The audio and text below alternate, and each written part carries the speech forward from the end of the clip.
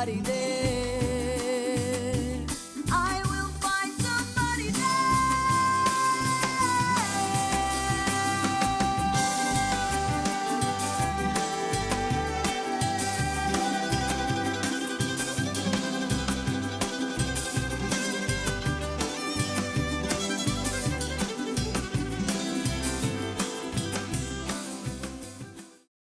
So I think of it as a cauldron, and we were just kind of beginning to create something. We didn't know what, but to me, when I look back at that time, that's kind of what I feel.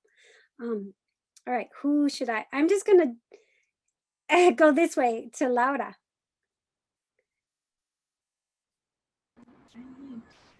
Hi everybody. This is actually really great. Flash from the past. For myself, I had really just done a lot of student organizing before I met folks from the PRC, and Quetzal recruited me into the study group. And I went into the study group really open-minded and really disillusioned with like student organizing and the top-down structure and all the sexism and patriarchy that still existed in there and still exists today.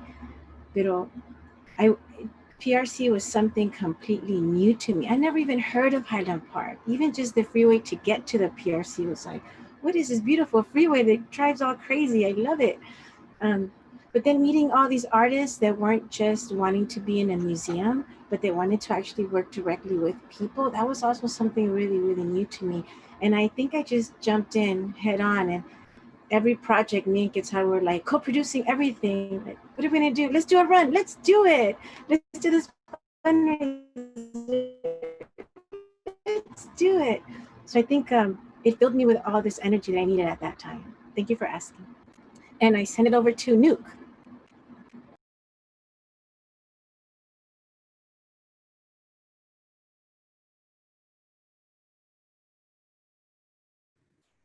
Got it. Can you all hear me?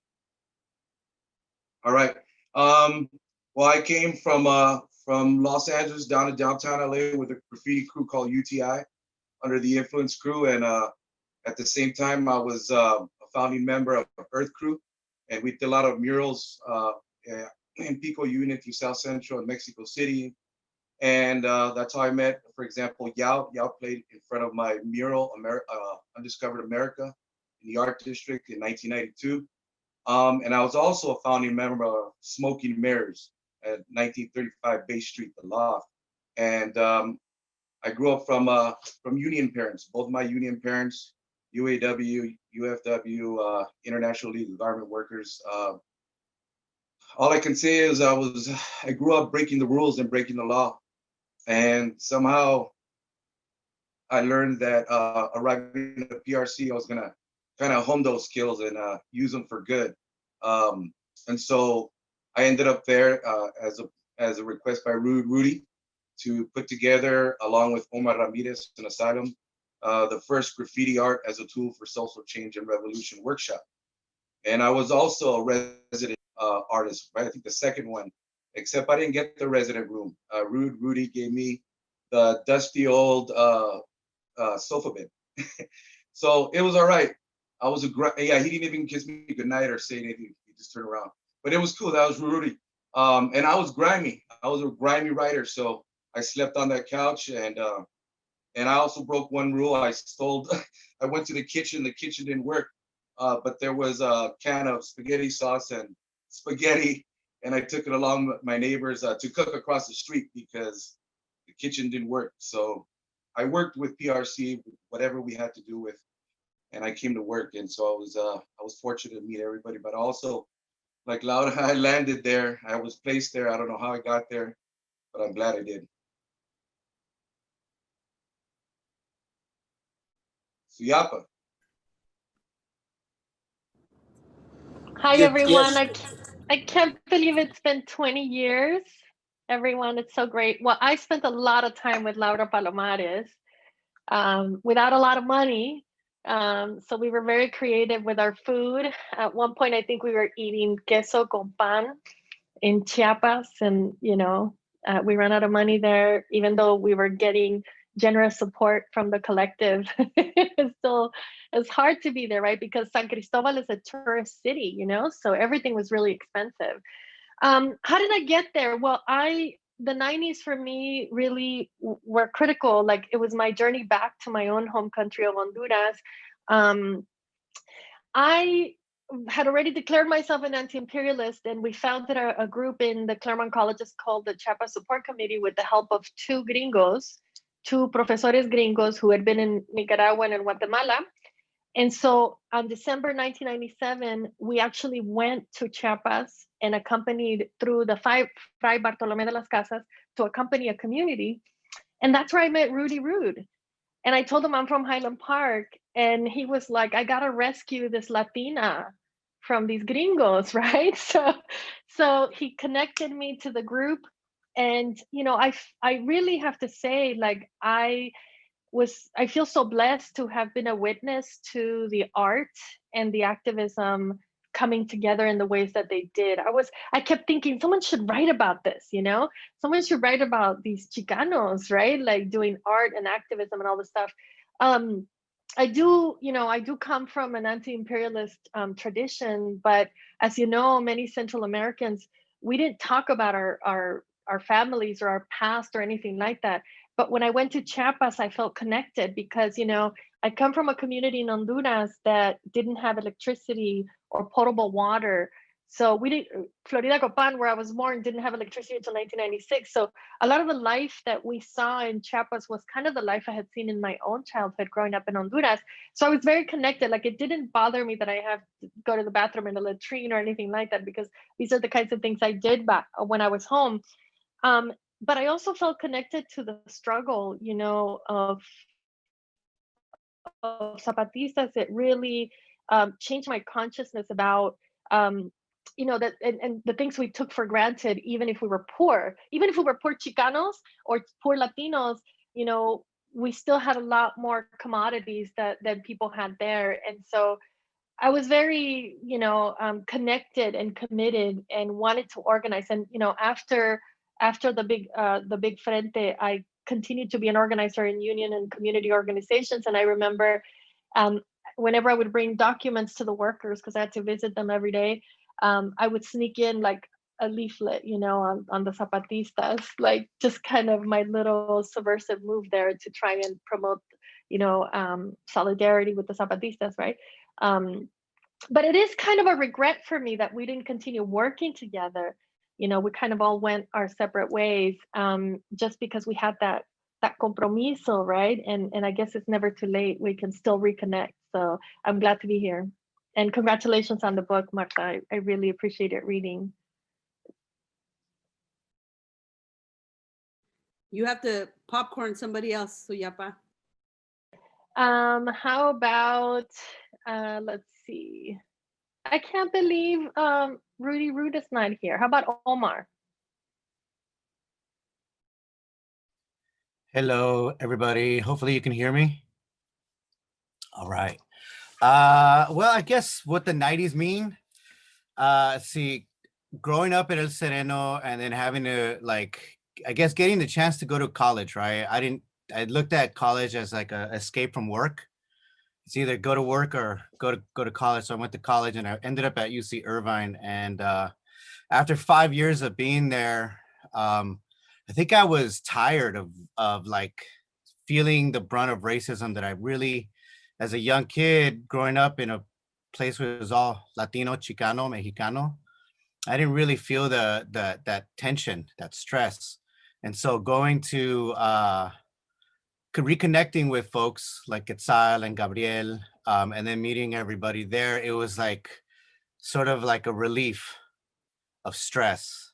I was feeling comfortable, right, around folks of color, right? It didn't feel like the tension left. I was able to like not have to look behind my shoulder and hear somebody say some racist shit to me, right? Or talk about the work I'm doing and just say, I don't get it, right? This was like everybody was getting everybody and understood where everybody was coming from. So to me, that I think the PRC, just in a nutshell, like I'm thinking about it today, that's definitely what it felt like for me, you know. I'm gonna go with let's see, Mark. What's up, Mark Torres?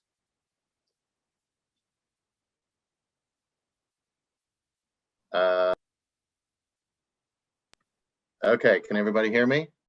All right. Hey, well, thank you, Omar. Omar and his brother Jose have to account for about 60% of the art in my home, my sister's home, my parents' home. So it was very wonderful to run into that family. You know, I come from a very conscientious family. My dad, you know, grew up in a very horrible America, born in the 30s, where people were being deported, whether you or not you were a citizen or not. Having my abuelos come from Mexico, telling us these stories of struggle, you know, I think it could go either way. You know, I have tios that are conservative,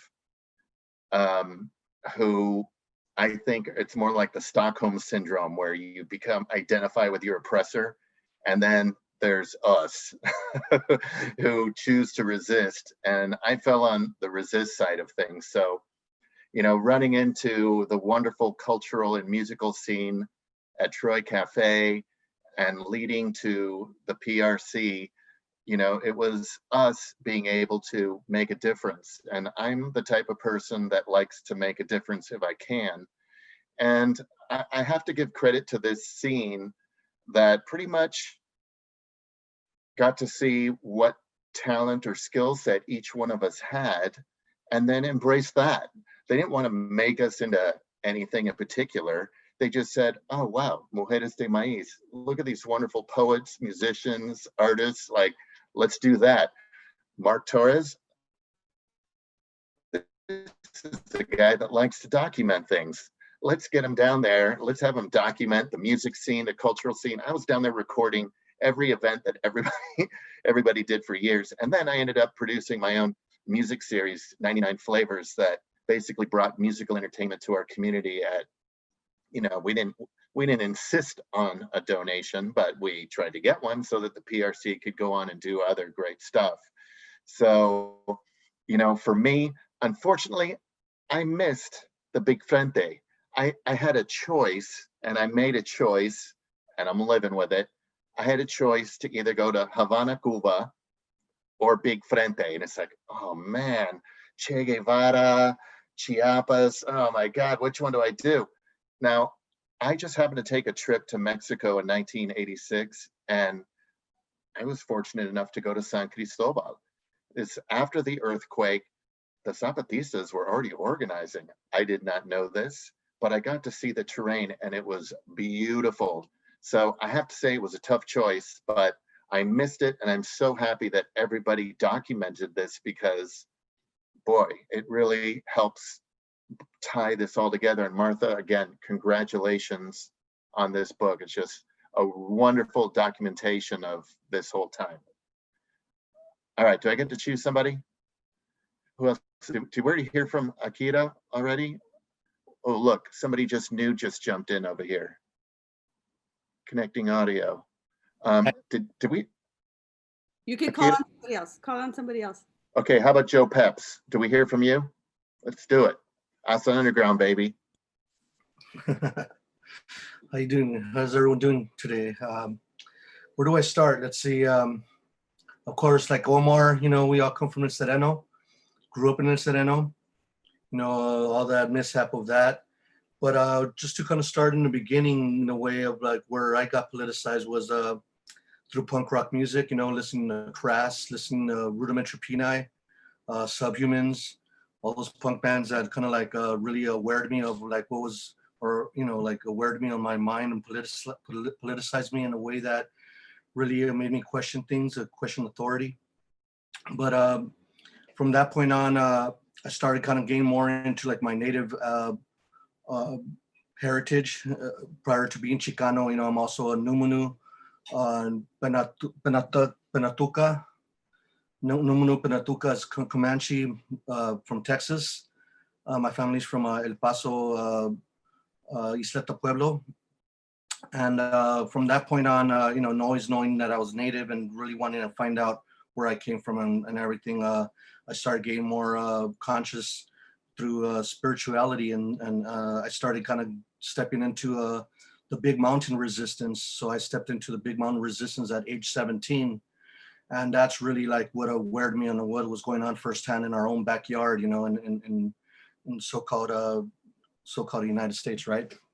So then when the Zapatistas uprose, you know, that really like made me, it awoken me in a different way and a different light, because the fact that it was a different form of so-called, you know, the revolution, in a way that it wasn't a socialist party or anything like that. It was more on the indigenous perspectives, you know, and that made me aware of like what was really happening there. But who brought me into the PRC actually was Raul Baltazar, because what happened was that I used to go to El Sereno Junior High, where you know, me and Quetzal used to go to school there and so on. Punk rock, you know, of course, and so on. But he somehow used to go to Cathedral, a Catholic school or something, and somehow he ended up in my art school, in my art class, kind of like me doing artwork, and he was doing art as well, and so on. And then later on, years passed, he came along, and he's like, I used to hang out with one of his friends, or not one of his friends, one of his neighbors actually behind his house. And at the time, I was an anti-fascist skinhead. You know, I used to be all skinhead. I was into the skinhead movement at the time, and I wrote all over his garage, you know, like anti-fascism, like skinhead stuff, and so on. And years later, like when I met up with him again, he goes, "Hey, man, aren't you the one I wrote on my garage?" And I was like, "Well, yeah, you know, I did," or whatever. I kind of claimed to it. But anyway, we met up again in that self-help, actually in the early days of self-help, you know, because, well, not earlier days, of course, in the 70s, but a little bit prior to that, within maybe 88, 89, the Dia de los Muertos. It was only like maybe 7 of us in Dia de los Muertos celebration before it blew up to that point, you know, with Andy Ledesma and all of us. You know, we used to kind of go there with different artists, like what's his name, Michael, well, he used to do that sculpture, metal sculpture. Anyway, what's the name? Michael Amezcua. Michael Amezcua, yes. Michael Amezcua, exactly. We used to kind of like hang out with the Leo Limon and all of us there at the time. And so when I met up with Raul again, he remembered that I was doing a lot of like different political work and so on. And one day he came to my house and he's like, "Hey man, you got to check out this place that's kind of starting up over here in Highland Park. It's pretty cool. Like, you know, things are kind of happening there. It's kind of really starting up and stuff. You should be part of this, you know," and so on. So then I ended up showing up there and meeting Rudy, of course, at the time. And then Raul was living there at the little room. I don't know, maybe that's not the room that you got, Nuke, or didn't get, or whatever. Maybe he took it. I don't know what happened there at that moment in time, but it was Rudy, Raul, and Zach at the time living together. And so I started getting really active. And what happened was that I kind of started talking with Rudy, and there was a Zapatista event that was going down, and Rudy ended up hitting me up like, "Hey man, would you like to partake on this?" You know, and so on. And I was like, "Oh yeah, I'll sing some songs or whatever, like sing some native songs." And I think at that moment in time, that's where me and Yaot met, you know, at the time too, like somehow through performance, you know, because somehow Rudy introduced me to Yaot, and Yaot has a better story of it, you know, you can actually eventually tell it. But he was telling me like I ended up like, you know, "Can I help you?" and so on. I was like, "Yeah," like the way Yaot puts it is like, "Oh, play a heartbeat," you know, like, "Oh, Indio, oh, heartbeat, let's play a heartbeat."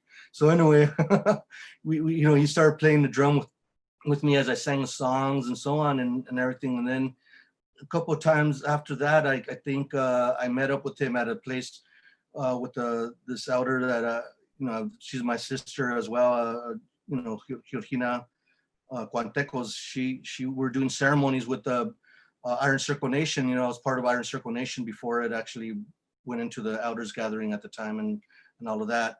And so that's how I started kind of getting active in the actual with the PRC. You know, I started doing more events, and so as me and Yaot met, somehow we started kind of like merging into. He asked me if I played. He heard that I played bass, and I didn't play bass for more than 3 years. I stopped.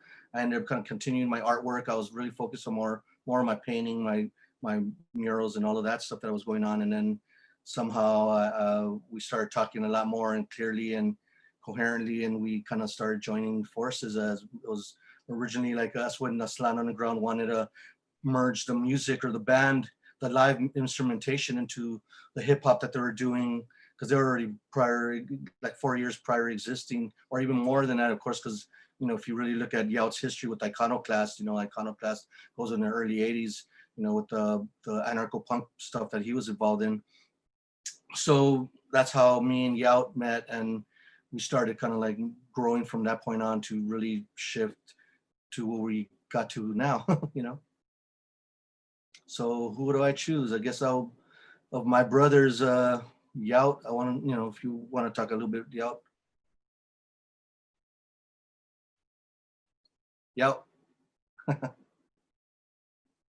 I think. Sorry. Oh, no worries. Oh, there he is. Yo, can you hear me? Yeah. My bad. And sorry that I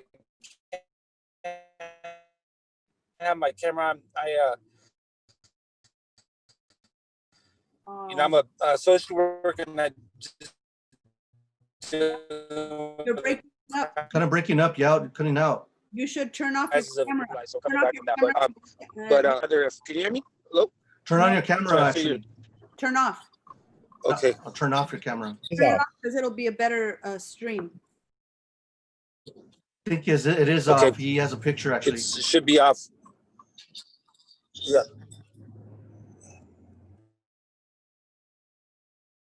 Turn it off. Can you hear me better? Hello? Hello? Yes, we can. Yes, we can hear you. Better? Okay. Yeah, so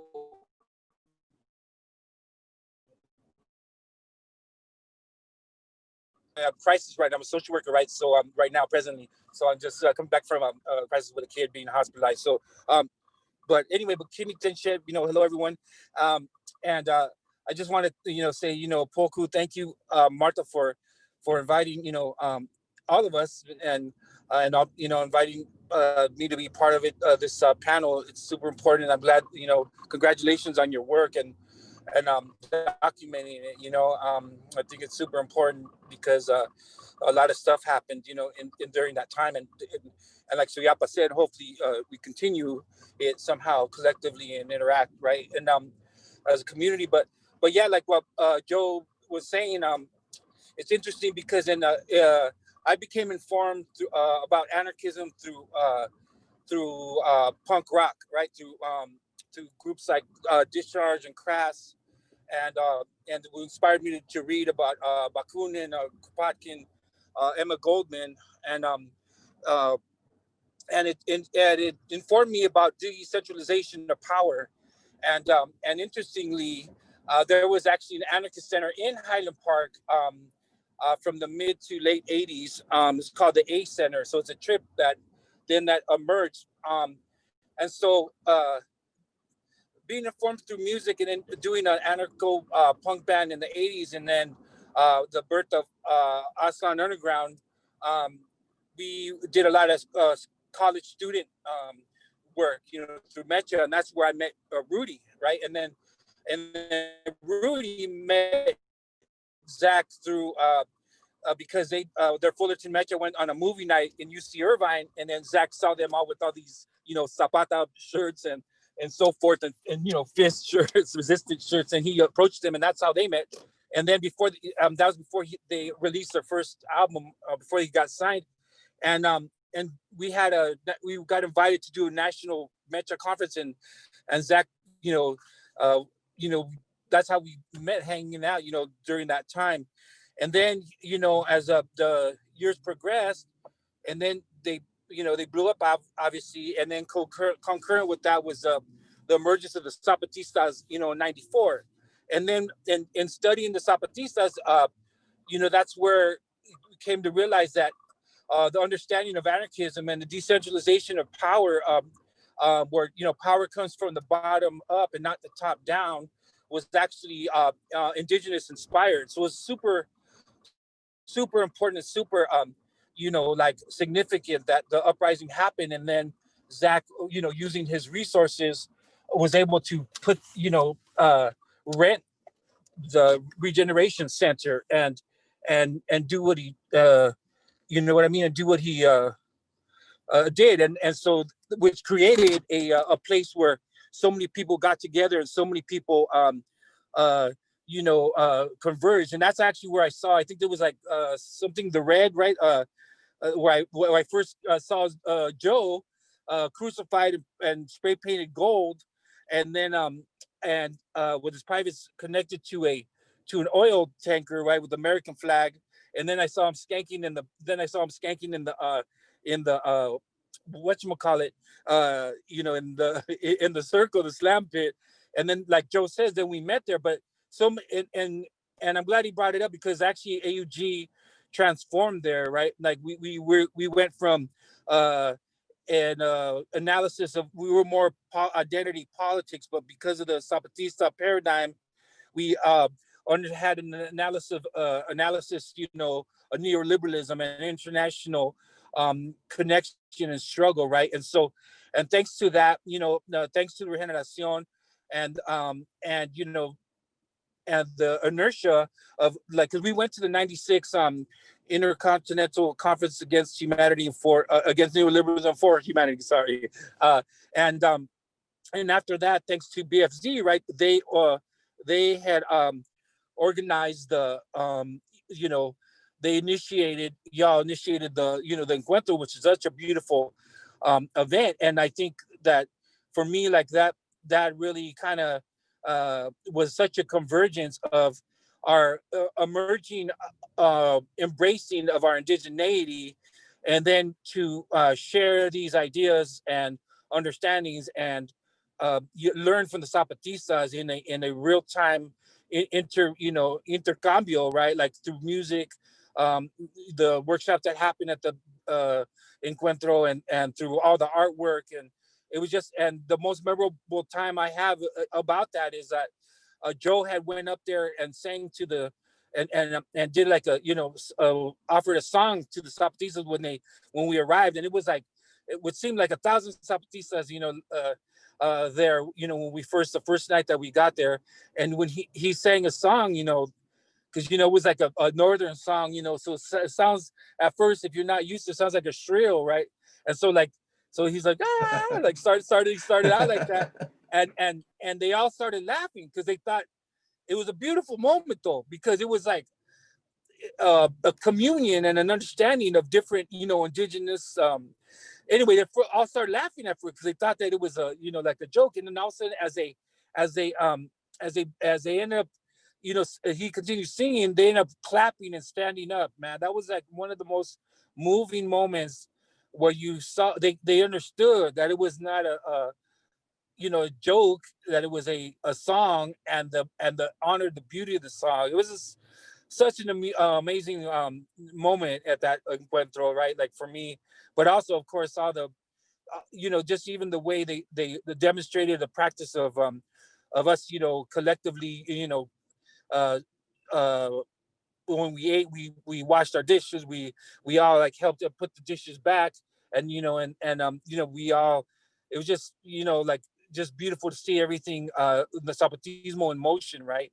And then also conflicts, how they were resolved.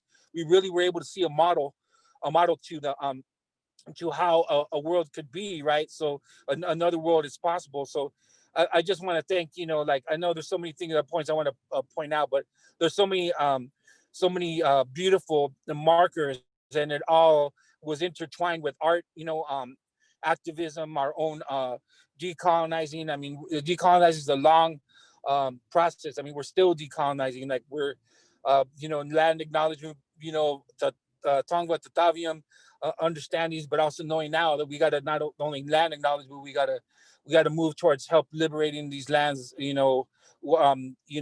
and assisting in Tongva and Tatavium self-determination, right? But it's just great that we have a framework to reference, like the Zapatista principles, right? And so it was such a significant and moving time, and I'm so glad, Marta, that you were able to document it, because it's so, I think it is, I think it exemplifies so many things and addressed so many You know, like it just empowered us as a community, united us, and thank you for uniting us now today. So I want to popcorn Akira, if he's in the house. So popcorn Akira. Thank you, Yaot. Hey, everybody. Thank you, Martha, for inviting me. The last minute invite. I didn't even know this was happening. But I'm sorry, Kira. But I have your book right here. Just got it. Aida, I have your book too. Haven't read either of them yet, but they're on my to-read list. Yes, got it. So let's see. All right, so I grew up, you guys, I think you all know that I grew up in Northern California in a very small town called San Juan Bautista. And so I grew up literally right next door to El Teatro Campesino. And that is where I was first exposed to the way that you can combine politics and art, right? And so I did a lot of work there throughout my high school years. And then later went to UC Santa Cruz. I was lucky enough to study with Angela Davis and Herman Gray. And, you know, I had these really wonderful professors that were just totally blowing up my mind. So once I moved to LA in 1994, thanks to Nuke, who invited me to come and live with him at his loft at 1935 Bay Street. You know, I was able to take everything that I had learned and, you know, sort of open it up to the real world. And so I spent a good, what, like 2 or 3 months on your floor, Nuke, sleeping in a sleeping bag, and 5 months, all right. And then eventually Francisco Hernandez, who should be here, and I moved into the loft, which was right up the stairs. And I think most of you probably went there.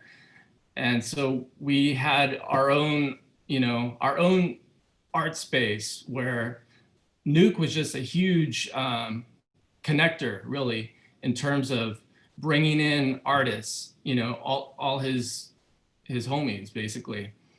And that opened up, you know, all these relationships for me and for Francisco. And so I felt like at the time we were going between the graffiti art scene, which was incredibly strong, and the East LA scene. And the two didn't, they overlapped at certain points, but they were still very distinct scenes.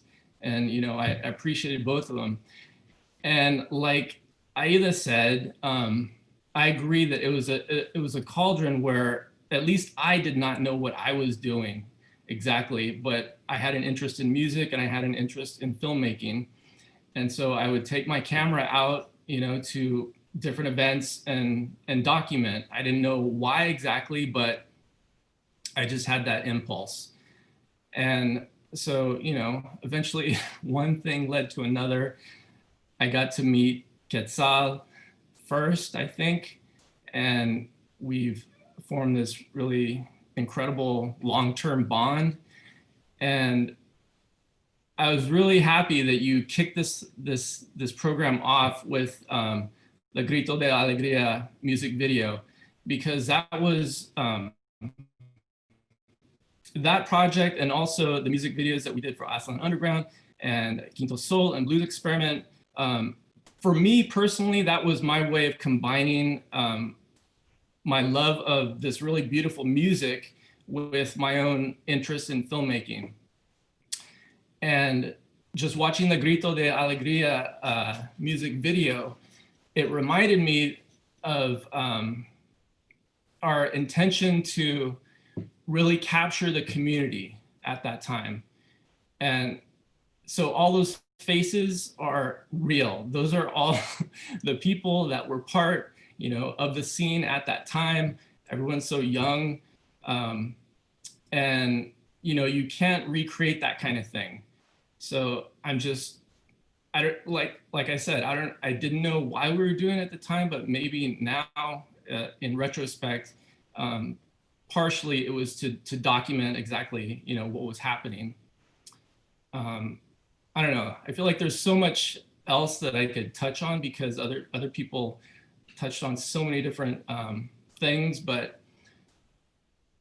I think that one thing that I agree with, I think that Yaot was talking about, that there was this really strong sort of standard, I think, that was created by the Zapatista movement. And so many of the artists were really adhering to.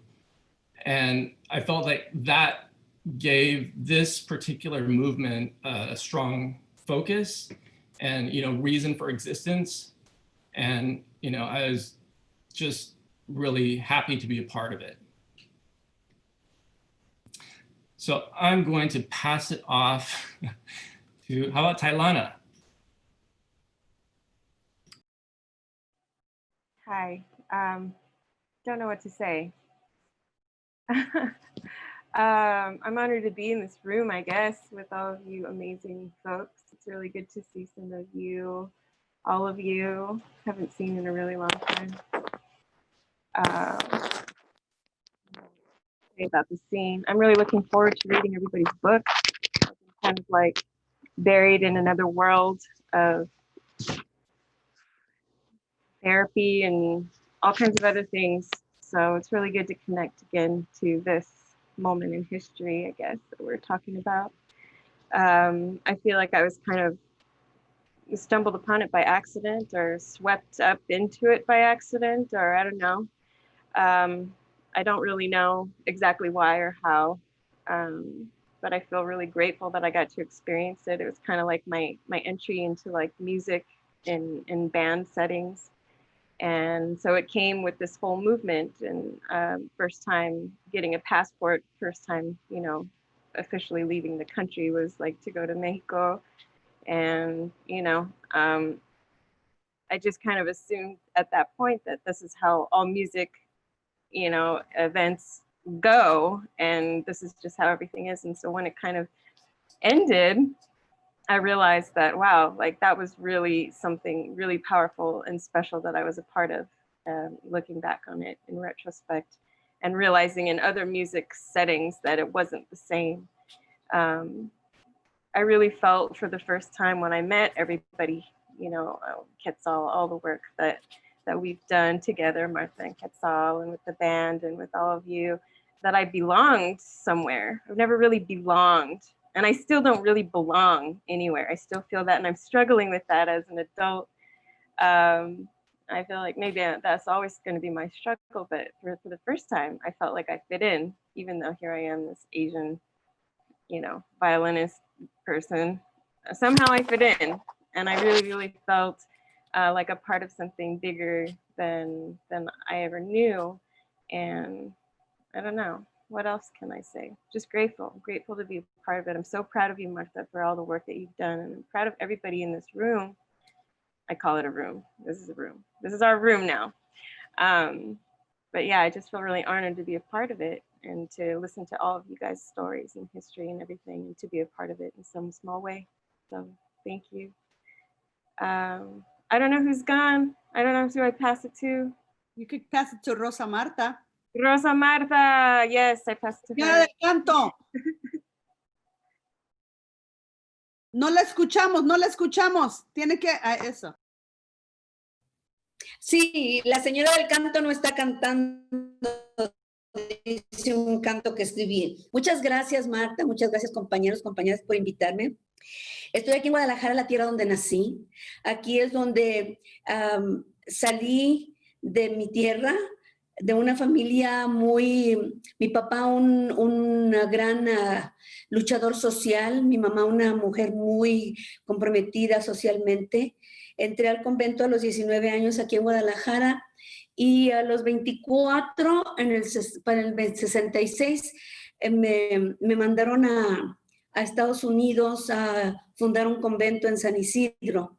Antes de irme, antes de irme a Estados Unidos, me gradué como maestra de educación primaria, y en una de esos años, de veranos, llegó Paulo Freire a Guadalajara y comencé a estudiar con él la pedagogía del oprimido, que comenzó a cambiar todo mi concepto de la educación, etcétera, etcétera. Cuando llegué a Estados Unidos, el choque cultural y todas esas cuestiones, todo eso por donde, I'm speaking Spanish, mi Dios.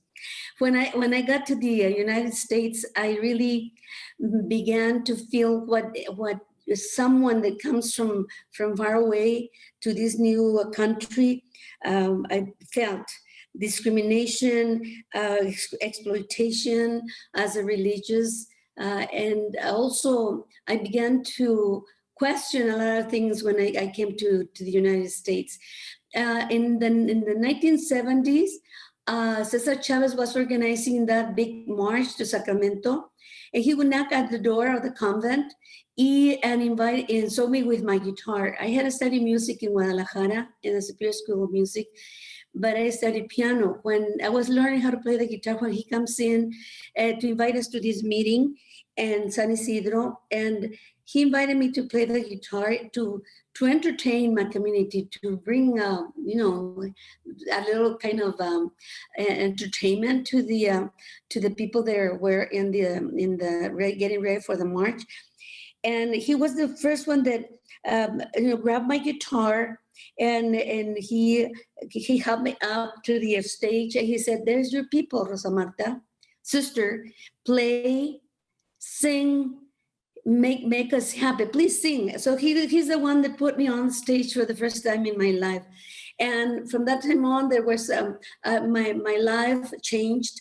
There were some Chicano priests beginning their struggle to have the rights of the Catholic community within the United States Catholic Church. So they heard me sing, and they invited me to join them in some kind of meetings to organize the national movement of the Católicos in the United States, Chicano, Mexicano Católicos. And from that time on,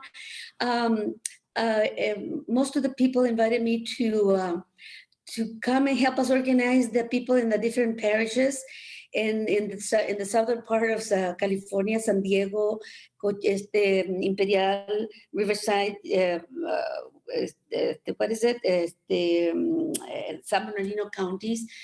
And so I got involved those years in the campesino movement. They had started inviting me to sing, and I started to write songs that were coming up from those experiences I had in the marches and all the meetings and whatever.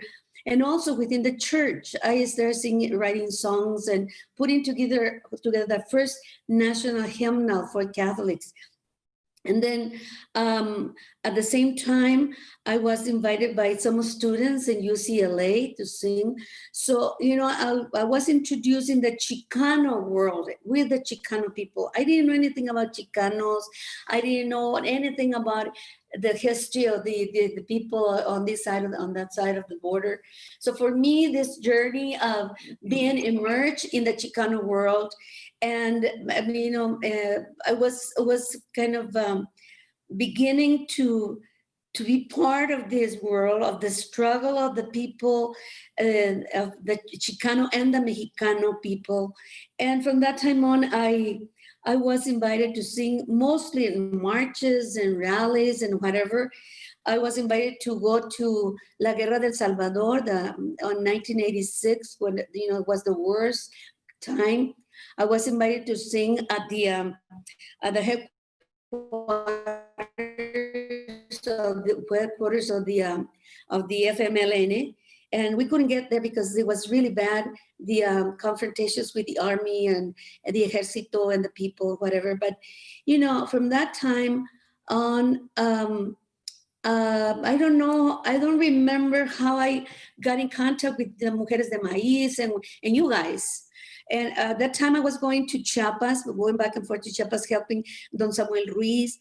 So I ended up, being part of the Encuentro in Authentic. And so for me, that experience was something that really opened my eyes and my heart. And I think that I was the time when I realized that I was a Chicana too.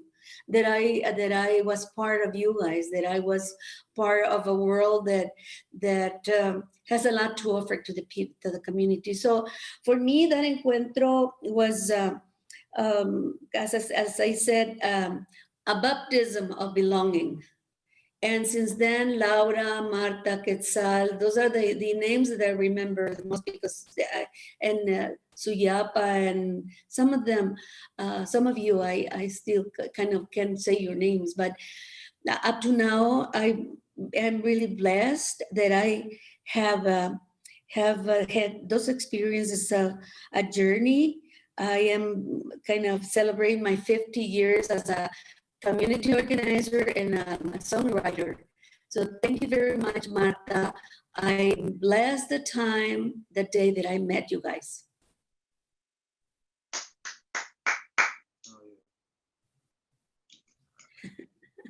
A usted, señora del Canto, gracias por todo lo que nos ha enseñado. Qué honor es haber estado en comunidad con usted. Y creo que esto sería importante para seguir, ¿no? Inspirarnos, seguir. ¿Puede ver el screen? ¿Quiere que yo escoja a alguien por usted? Sí, porque no veo aquí a quién haya estado. Okay. Nuke, Vamos a... Well, maybe Quetzal. Well, he's... Okay.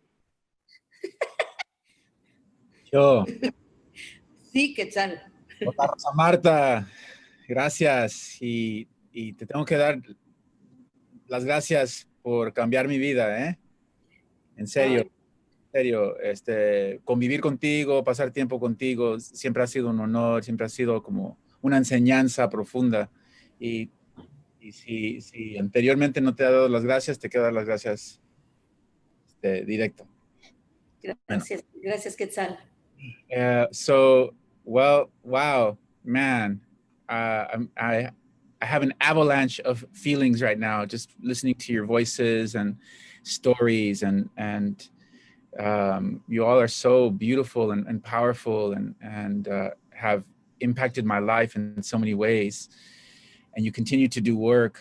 I just have to say that, you know, for me, that space, that time was a laboratory of sorts. Aida called it a cauldron, and I'm going to extend that a little bit and call it a laboratory, right? And this is the place where we were able to experiment, where we were able to bring our entire selves, where these ideas of self-care and mind, body, spirit balance and all these things that are so cliche in the way that people talk about wellness today. We were thinking about these things. We were enacting these things in different ways, and so for me, that's what this space was. The space was that critical laboratory where we were able to design our future, and to really enact these different ways in which we wanted to impact community and to be in community with whatever practice we were holding, and the idea of critical connection between us was something that, you know, that brings us to this moment even today, to be able to be in the same room and to draw all these stories together and to weave the fabric that is our lives, that is our collective lives and our collective experience. And I just want to tell you all that I love you very much. I'll pass it to Feli. Have you gone yet? Dale. Hola, buenas tardes a todos y todis. Soy Felicia Montes. I'm Felicia Orfe of Mujeres de Maíz. It's really beautiful to see everybody. I want to give thanks for another day of life. I want to give thanks to, in the area that I'm in Los Angeles, East Los Angeles, California, area, but where we're talking about regeneración,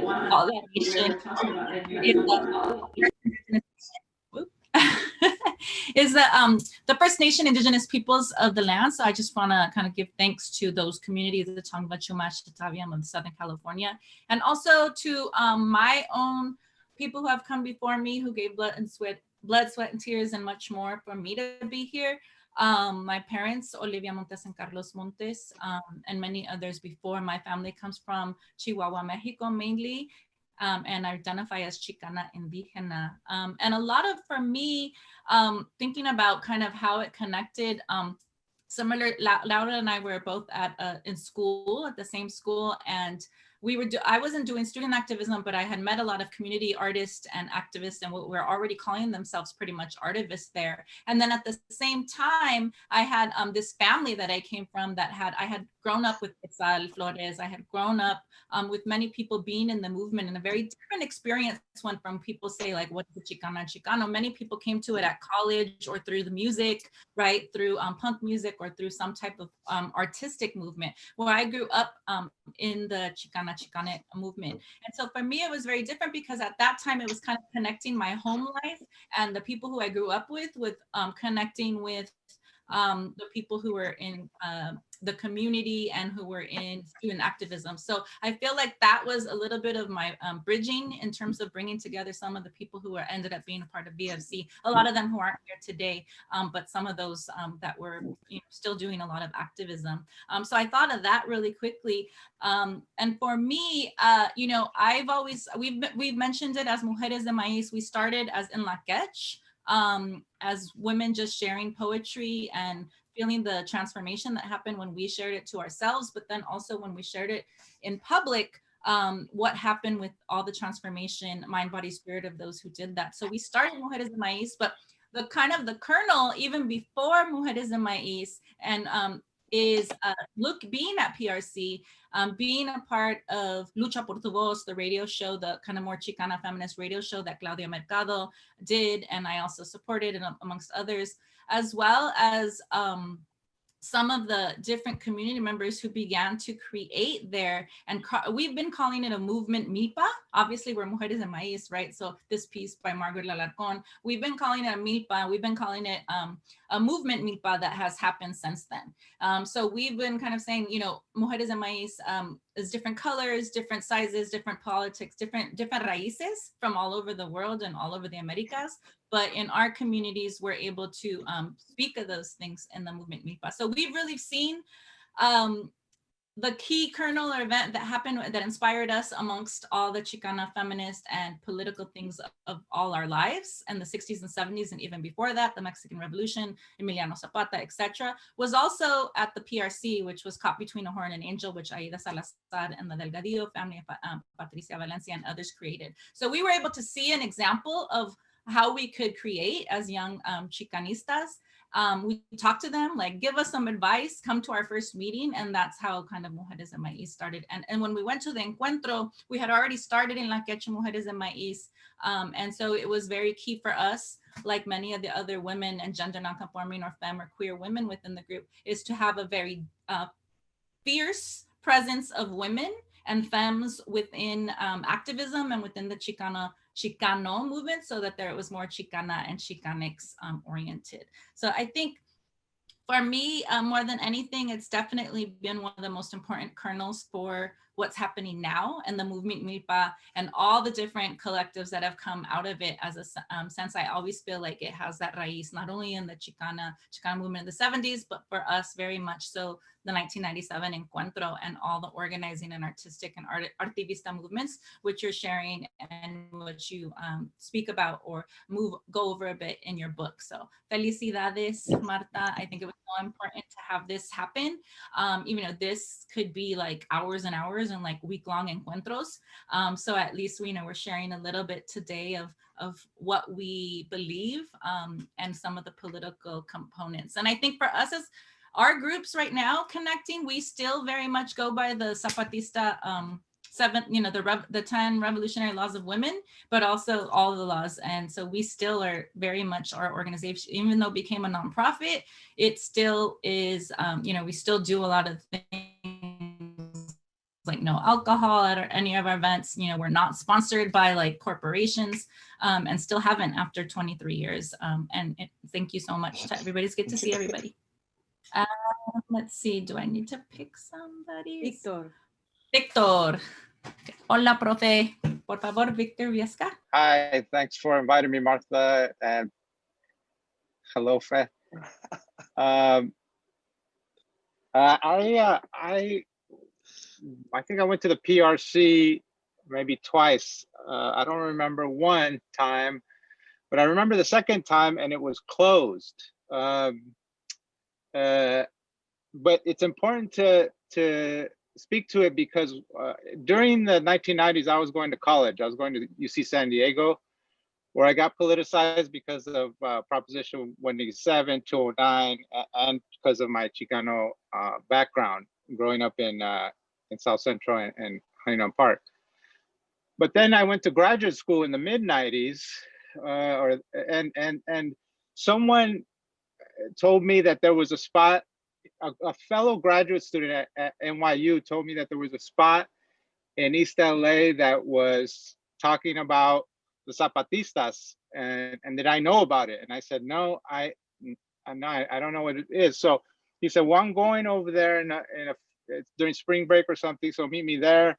They're going to show a film about the Zapatistas and the struggle that's going on. And I go, okay, I'm down. So we went, and it was closed. So I didn't get to see that film, but I saw some graffiti there, and I grew up in Southeast LA and South Central, and I knew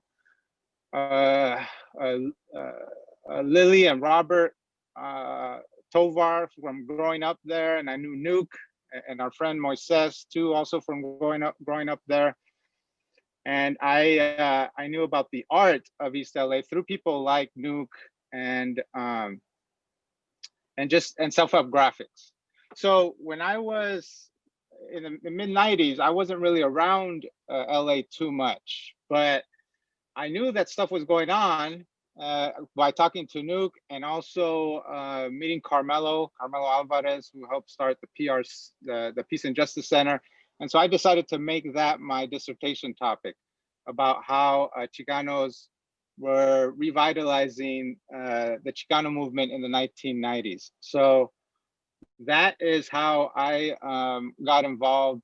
Then later with Martha and Quetzal and Fe. You know, I remember going to the Mujeres de País event on top of the old CSO center there. I remember that. I thought it was dope because it was like the first time I ever saw an event that was really open for all women of color and led by women of color. So that was really inspiring. So that's my background and link to the PRC. One question, I guess I could put it in the question and answer forum, but because I wrote my dissertation on mostly the Peace and Justice Center, I was wondering what was the connection between the Peace and Justice Center and the PRC? Like, did people move there from there, or was there a split? Or I know that the Peace and Justice Center got shut down.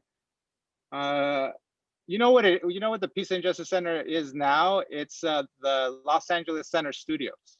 So there was plans to gentrify that neighborhood before. I think that's what made the Peace and Justice Center possible, because they didn't care about those buildings. Anyway, that's my background and connection. I have to say that what's interesting about Hearing Everyone's Stories is the connections between the different subcultures that were going on at the time.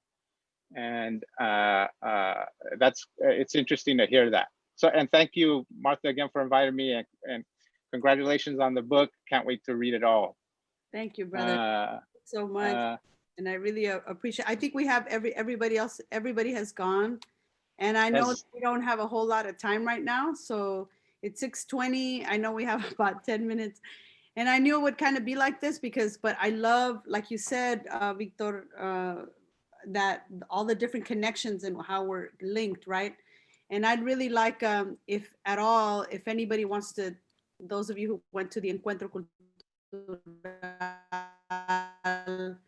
any sort of moments that you felt about that Encuentro.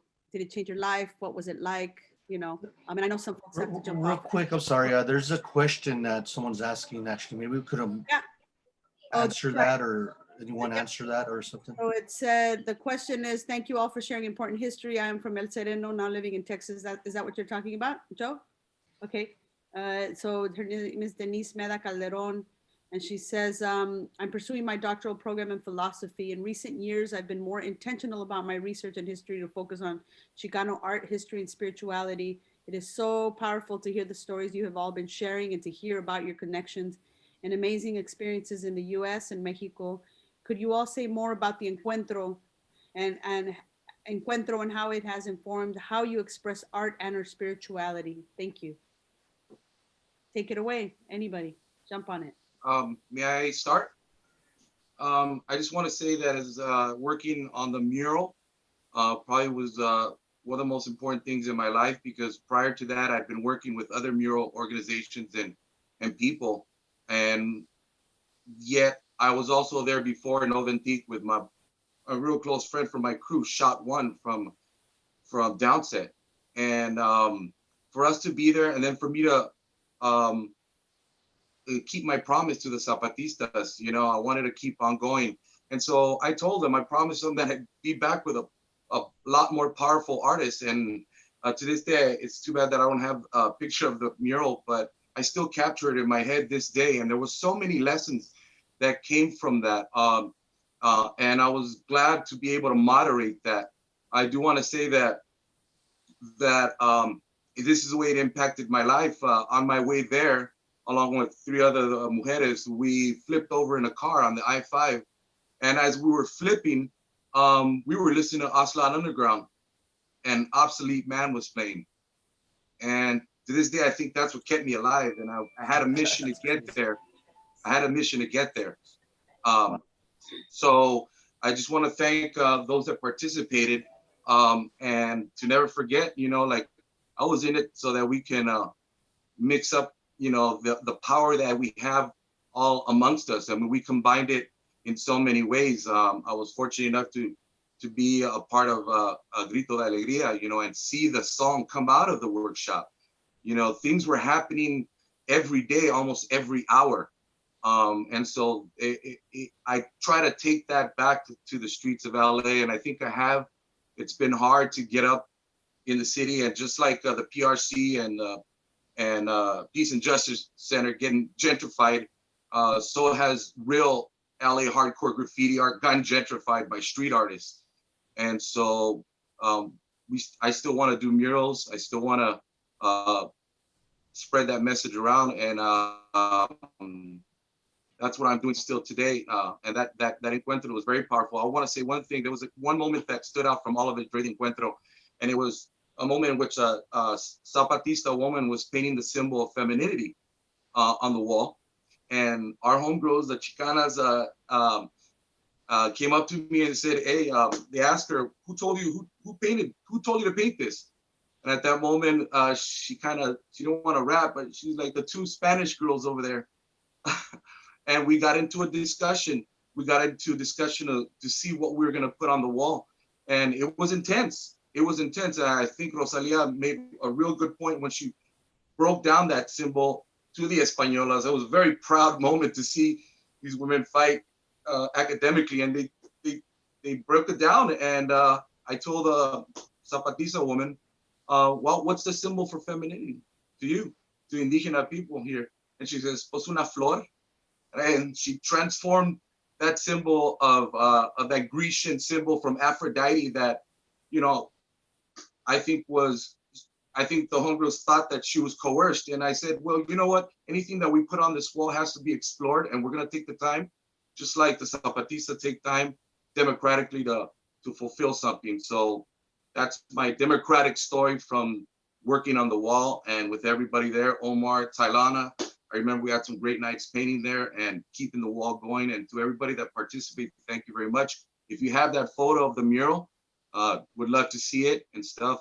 Just so you know, they went over it like 10 years later. So hopefully I'll go. Love everything. Thank you, Marta. Can I say something? You know, Nuke.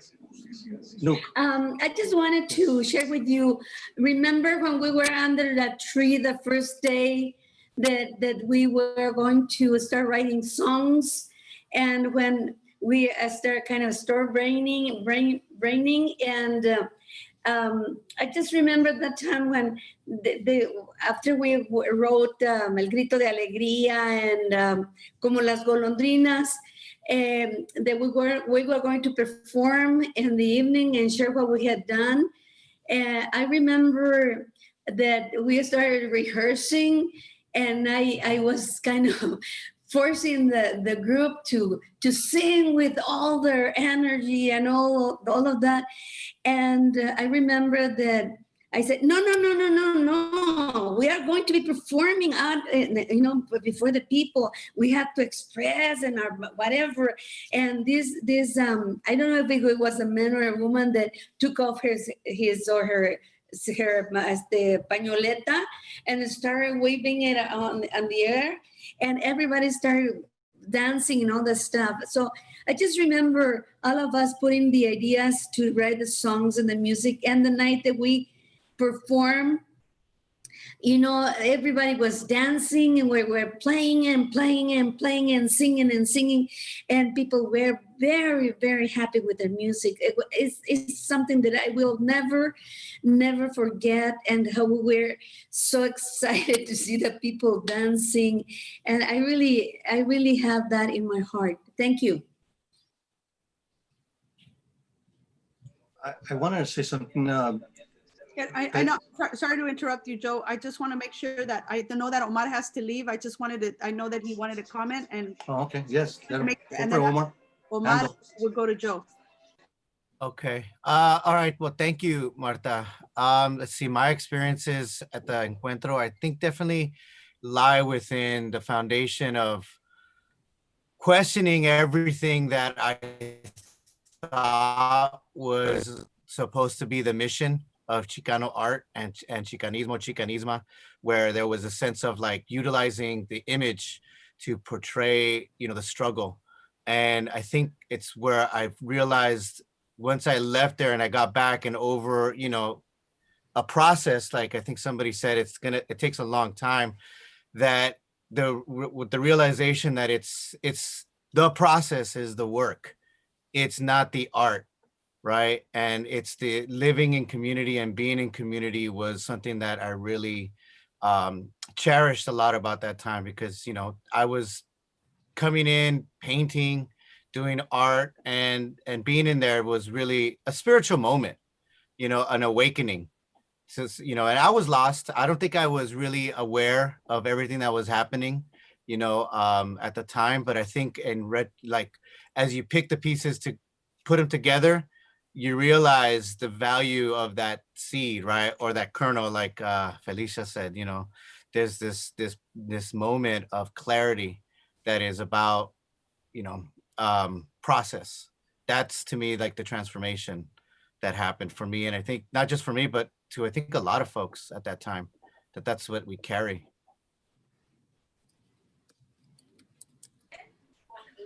I just wanted to share something real quick. Just thank you, Nuke, for still like sharing that story. Actually, like I'm glad you're live from that story. I mean, it sounds pretty crazy where you kind of went through that actual car wreck, and so on. And then listening to our music at that, I want to just share a little bit of I think at that moment in time, within the Encuentro, one thing that really stood out with me was that someone was recording these actual ceremonies or the songs that or like these dances and songs that the Zapatistas were sharing with us, right? And at that moment in time, I think me and this other brother named Jose from Salinas stepped in, and said, "Hey, bro, like, can you not?" I think he was a French guy, we're telling him like, "Hey, can you not record? Like, it's kind of like disrespectful, like they're just sharing with us. You record with your own heart, in that way, and so on." So anyway, to make a long story short, we ended up kind of getting into a scuffle, and his recorder flew up in the air, right? And it went down and it broke, right? And then that's where everyone kind of came together to make that consensus of what happened there. We took turns telling our story to the comandancia, and so on. So he told his story, and as he was telling his story, I realized that, like, he's lying out of his ass, right? Like, he just like kind of kept lying and kind of going off like, oh, whatever, it didn't matter to him and so on. And then when we told our story and so on, so as we were waiting for the comandancia to actually come back to, see what was going to happen with that recorder, if we were going to pay for it or not and so on, I remember that me and Jose were sitting on his bench or his wooden bench across from that guy that his recorder got broken or whatever. And I ended up like rolling a tobacco, and I ended up just like not even talking to him, but I just started blowing tobacco right into his like his direction, like kind of telling him that, hey man, I know that, oh, I know that you're lying, you know, but I didn't tell him verbally. I just mentally, I kind of told him. And what was interesting was that he started freaking out, and he got up and he just stood up and he just like walked away, right? And me and Jose were like, you know, we're just kind of kept to our story, because we knew that was kind of wrong of him recording whatever he was recording. In the end, the comandancia came back and they ended up actually like telling us that we had to pay for it, right? So we had to have a cooperativa that everyone had to pay for it. But one thing I guess like the brother was talking about, like the spirituality aspect, you know, I think is like that's where it took place a little bit, you know. It's like when we were just praying with tobacco and sharing that with the story of what happened and so on, and trying to speak the truth. And then in the end, that we ended up paying that brother that was lying in a sense, right? And I knew he was, you know, because he said we attacked him and all this whole story. And I was like, but you know, you respect each other's space and you allow that person to speak, and then you speak after.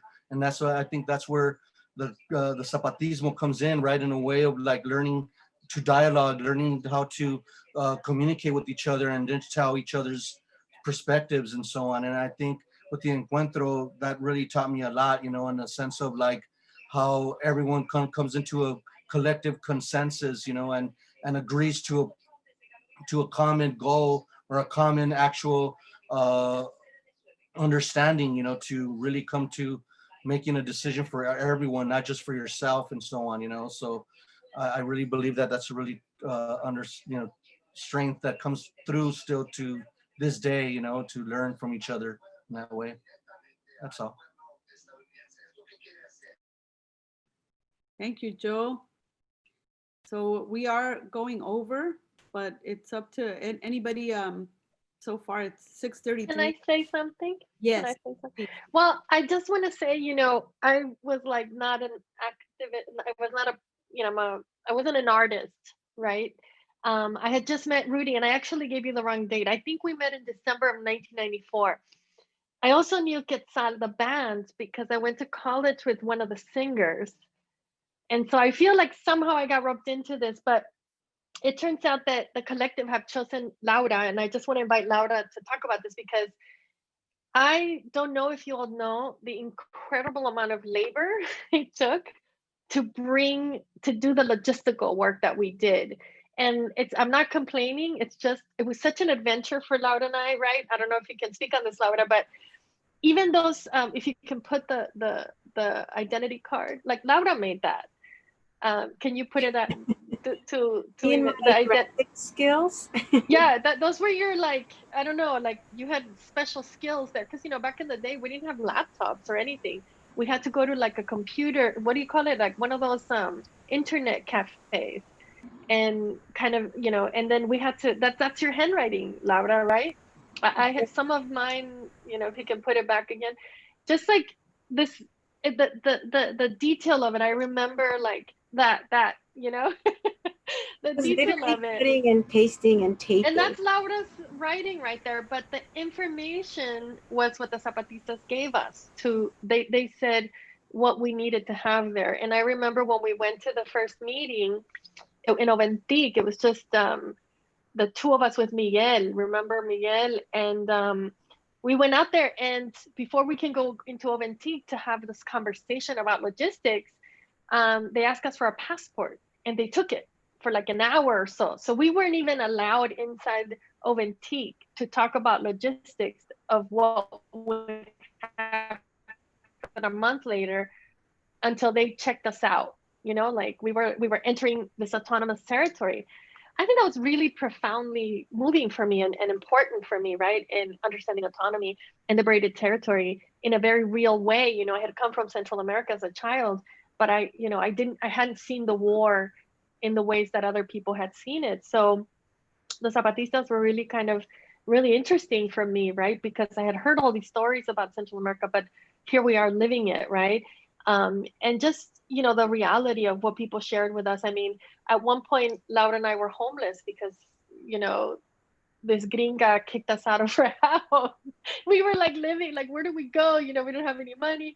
And so just the logistical part of it was also a process of transformation, I think, for both Laura and I. And I don't know, I want to pass it on to Laura because, you know, Rudy brought us together, and Rudy was like, he knew I was gutsy, right? That I've traveled already and I have already been in Chiapas, and, you know, and basically I was there to protect Laura and to assist her. And as a result, as a payback for protecting Laura and kind of showing her the ropes, because I'd already been there a couple of times, you know, Zach was going to pay for my ticket to go, right, my flight. And somehow we were going to get food from Quetzal or something like that. I don't know what, but it was like, we had like $50 a week or something. It was ridiculous, right? Like, cause you know, at one point we were eating pan con queso in la calle, you know? But Laura, I want to make sure you reflect on this, because that was really important. Like, one, we were getting to know each other, and, you know, kind of like, you know, doing really basic things like going to buy queso and going to buy, you know, rice for everybody to eat that day, you know, figuring out the best prices for food and beans, and, you know, like real gendered work, right? That kind of gets forgotten. So I just want to pass it on to Laura. Maybe you can reflect on that. Yeah, and I was actually really glad that you were there, Suyapa, because I remember a couple of times when the military stopped us, and you were super brave. I'm like, why are you cursing at them? They have machine guns pointed at us. And another time when they stopped us on the road because they were ready to arrest us and they sent us back. But yeah, I had been there once, and it was just a short amount of time that I had been there. I think the part that sticks with me the most is was all the logistical stuff, one, for sure, yes. And doing logistical work in a community that's autonomous, that doesn't believe in supporting the PRI and capitalist systems, is really different. So where we buy the potatoes for the breakfast and the egg has to be from another Zapatista co-op community. So all those logistics, I mean, even the sound, remember we had an awesome sound system we found? Then the guy's like, oh, no, I can't go in Zapatista territory. So we had to flip it over and find other sound system. Who's gonna rent us tables and chairs going into Zapatista territory? I mean, and this was really hot during that time. The part that I remember in terms of the background was, I personally went in there with a very romantic version of the Zapatistas and the Mujeres Zapatistas and the CCRI and all these things. And then here we are, you know, going over logistics with them. Everything was approved by the EZLN and the CCRI for this encuentro in terms of even just the workshops that were going to happen day by day. And here shows up me and Suyapa in our 20s, telling these 4 men that there's going to be a whole day dedicated to women. And they looked at each other and they started speaking in their own time. So we got the hang of it. After a while, me and Suyapa were like, let's speak English amongst ourselves so they don't understand what we're saying either.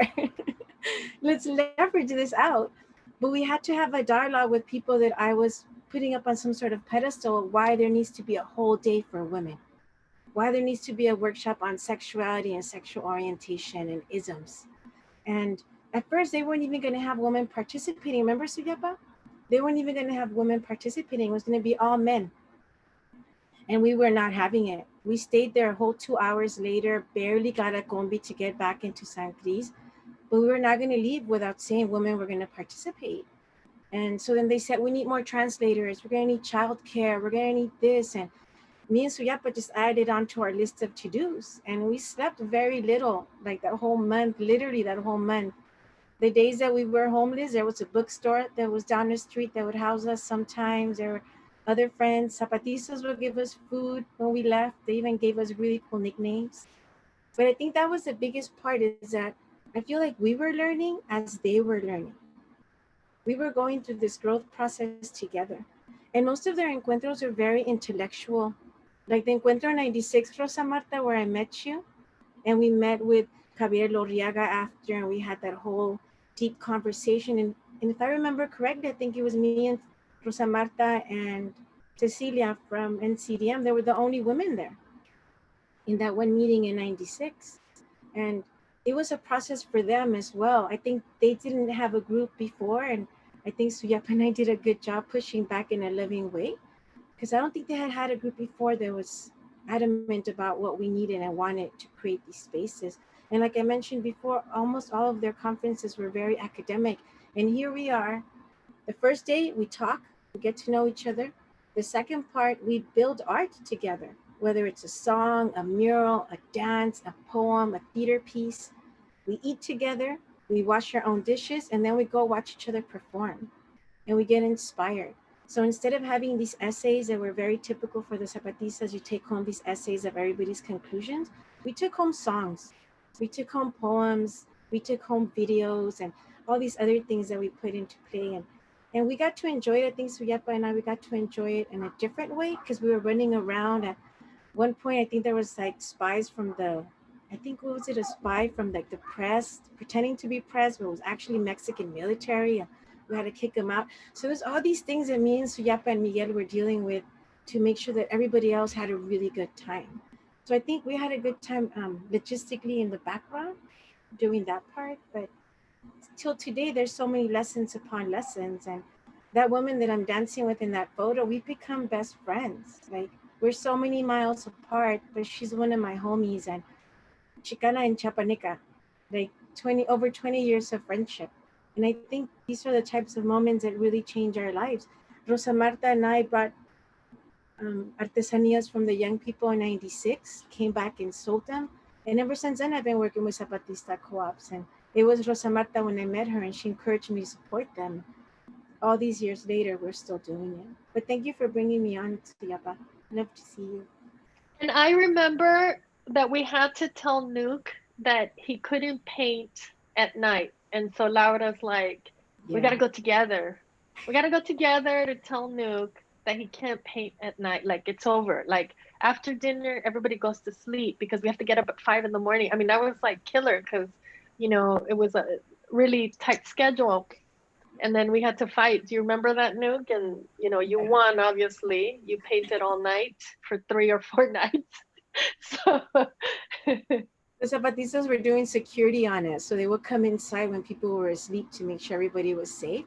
So that was one of the things that they were concerned about. I mean, there's a lot of logistical things that probably Suyapa and I never shared because we were so caught up with everything that was going on.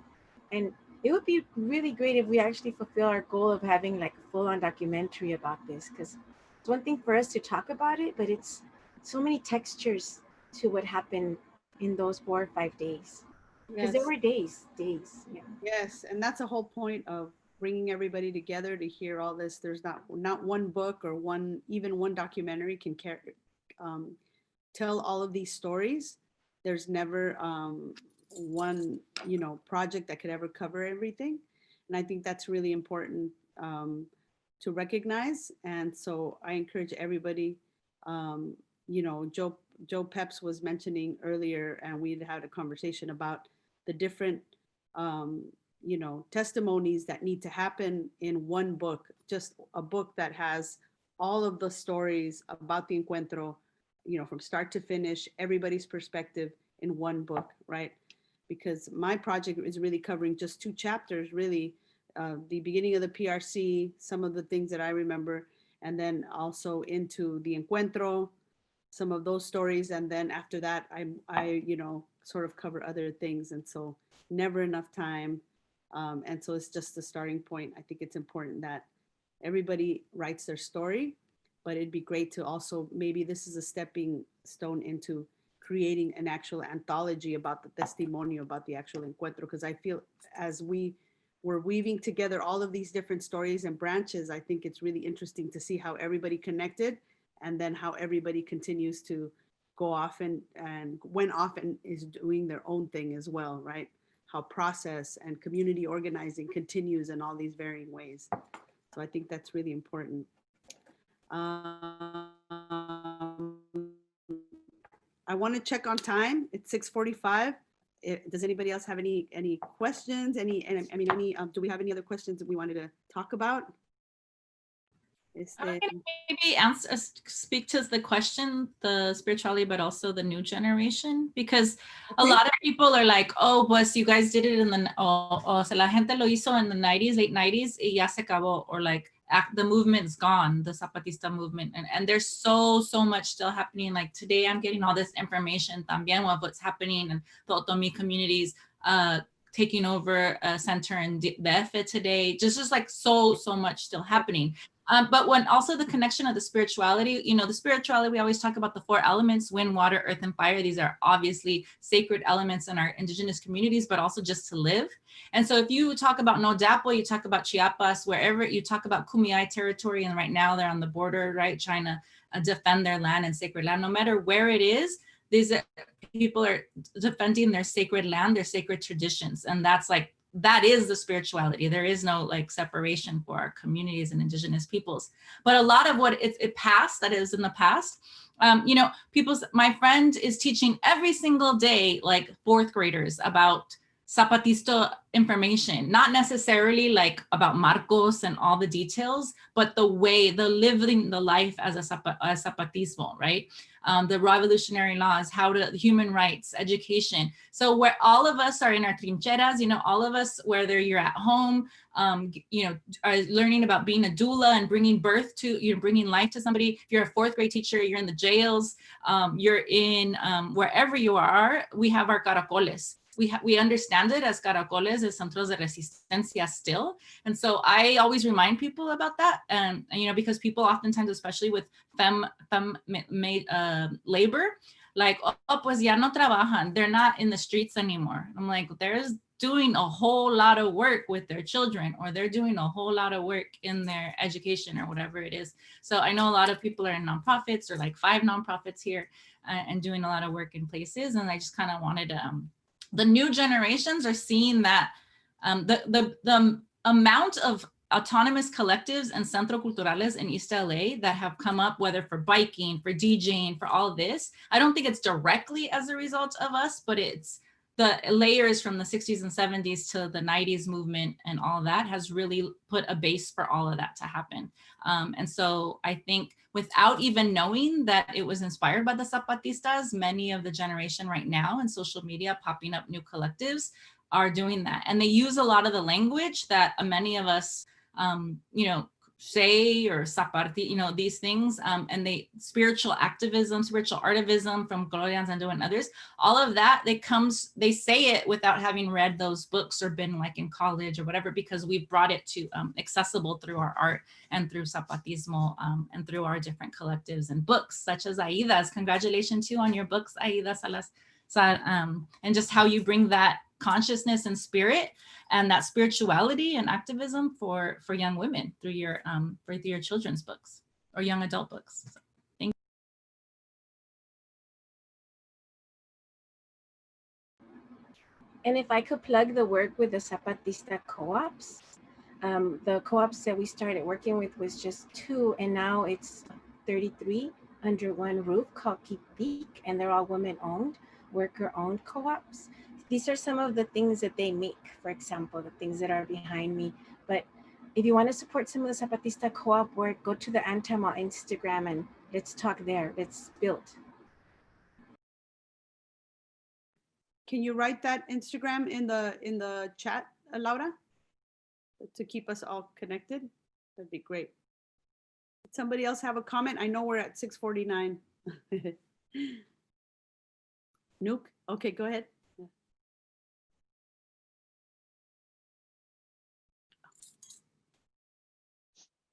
Hello. Yeah. Oh, yes. So I just want to say one last thing. I want to recognize. Hello. Can you guys? Oh, okay. Can you guys hear me? Yes, we can hear you. Okay. So I want to just recognize one last thing. While at PRC, you know, I had the honor of working with Omar and Asylum, but I think the thing that really I would like to recognize is that out of that experience, as well, along with Gabriel Tenorio, we were able to secure a grant to paint on the Taylor Yard Station a mural about the Tongva, about spirituality and transformation, and it's still there today. Truth be told, you know, I think the last time I saw a lot of you was at the PRC, at the VPAM Regeneracion show. It was so good to see you all, but I was really upset that the mural wasn't featured on there. And one thing that I want to state, it's great to empower them with, to the youth, to empower them with so much of these values, but I think what we also intended to do with that project was to empower them with business sense. You know, I really give it up to Tenorio and Omar for teaching me the process of grant writing and how important it is to empower somebody like myself who had no business sense, you know. And now I'm working on, you know, I'm gonna be fortunate enough to work with a multi-million-dollar company doing some murals, and I'm prepared, you know, thankful to that experience. But like I said, the last I saw many of you, I was getting busted, you know, well, busted by the curator, and I had the cops called on me that night for tagging on the wall. Well, I didn't tag on the wall. I just put up the names of Sindicato Regeneración, who I think deserve the credit for the hard work they put representing the workshop that we did, in Highland Park, and the one in Chiapas. So sorry I couldn't stick around, but when that obsolete song came on again, the spirit came in me and I did what I had to do. Unfortunately, they took it down. So it just speaks to the nature of my work, you know, and it's not only important just to strengthen that mujer or hombre, young person as a soldier, but also to teach them how to live in the real world, teach them how to live in the belly of the beast. So I think it's also important how to teach these kids to earn money and make money honestly and with the talents that God gave them. So with that said, you know, right now you're seeing on the wall the murals that we did on Oventic that me and Shot did. It was just me and him to do that wall. I want to say there's a magazine on there that thankfully to Miguel Paredes, he actually found out that in 2003, I came out on the front cover from that photo. And I want to give also credit to Lucy Castro, give her credit for 2 of the photos of me during the workshop. And I believe that butterfly might have been done by one of the Mujeres de Maíz. So again, if anybody has those photos of the whole mural, I'd love to see it one day. And hopefully we'll get to do this movie and this show where we can tell all the stories. And I love all you. And thank you again, Marta, for inviting me. Hey, Nuke, talk to Bean. I think he has a lot of photos that he took, actually. Maybe he has a good photo of the mural. I think he does. So talk to Bean. Right on. Start a BFZ website and we could all just drop everything in there, archive it all for ourselves. Come on, who's a techie in the group? You're I know that there's a Facebook already, right? But there's some kind of who runs that one? The Big Frente Facebook. It's more like a group, so it's not really open to everybody, but I think it's me. Oh, okay. So yeah, there's like a block on it somehow. Yeah. Well, we're at 6:54. Anybody else? There's a question here. Was there any connection from the Zapatista Encuentro and the Son Jarocho movement that came later in East LA? Yes.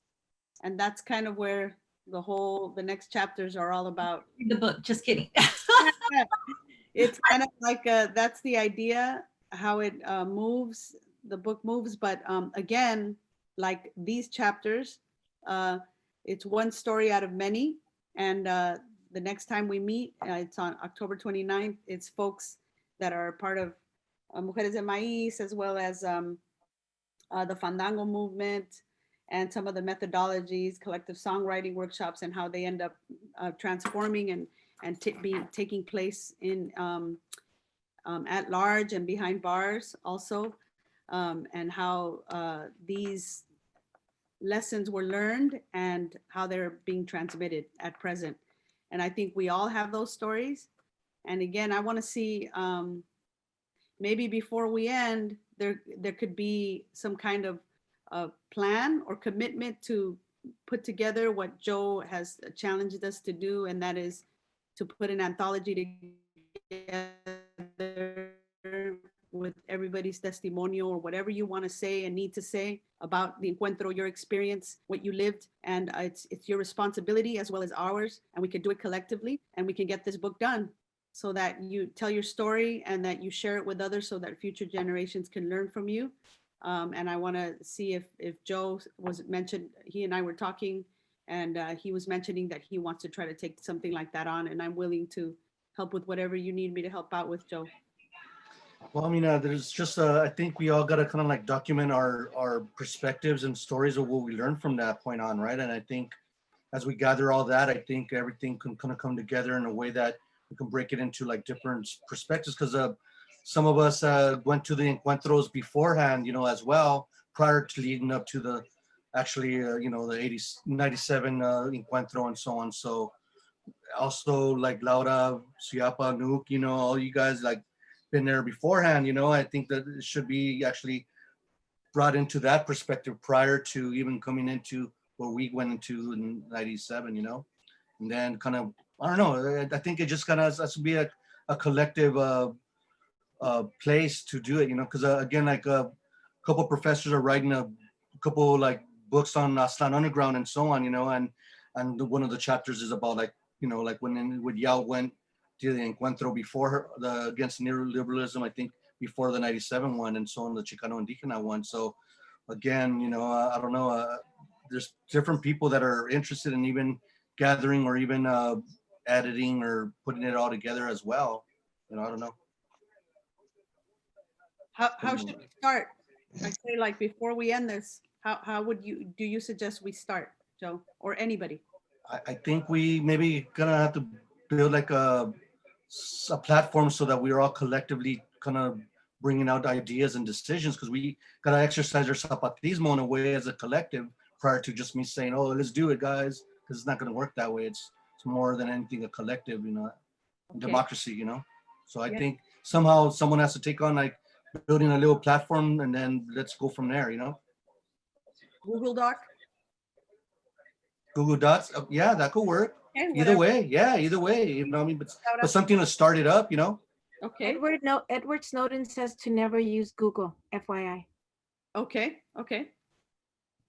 We'll find a secure one. We'll find something. Okay. Oh, I'm totally screwed then. Yeah, me too. Well, I just want to thank everybody. I know it's, not only do we work on Zoom all the time, but I just want to thank everybody for taking the time to be here, for sharing your stories.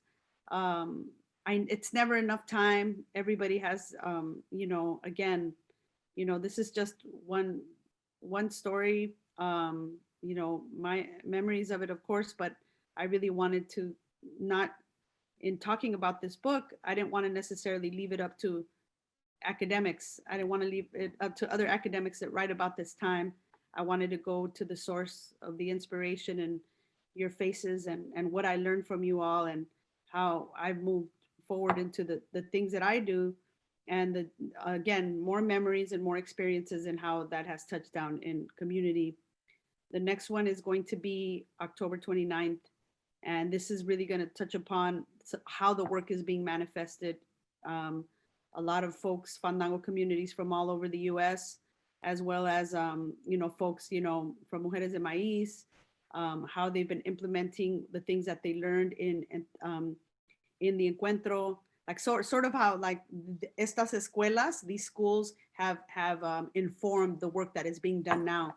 So the idea here, just like the exhibit and something I talk about in my book, is that they weren't able to capture what we did because we weren't really working on artifacts, right? We were working on processes. We were working on ways of being in community, ways of teaching art. Yes, we work on our professional practice as well, but more than anything, we're really involved in producing process-based work that's being rooted in community, the work that isn't static, right?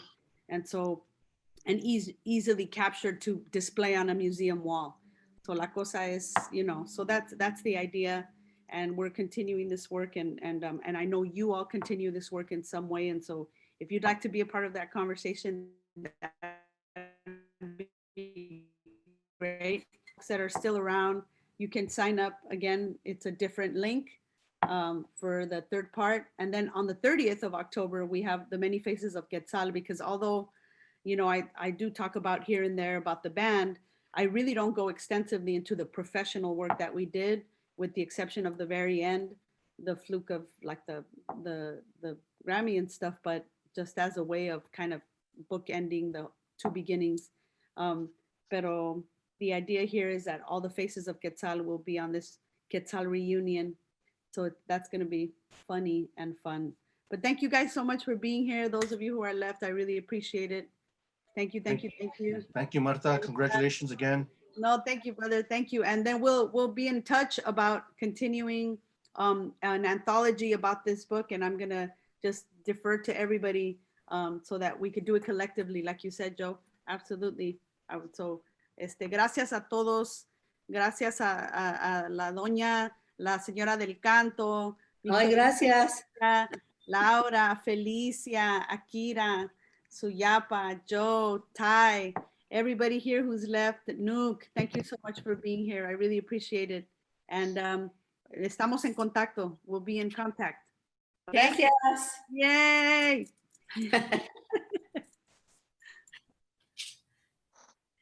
Yay. Adiós. Adiós. Adiós. Love you guys. Gracias. Yeah. Thank you. Thank you so You much. guys in LA.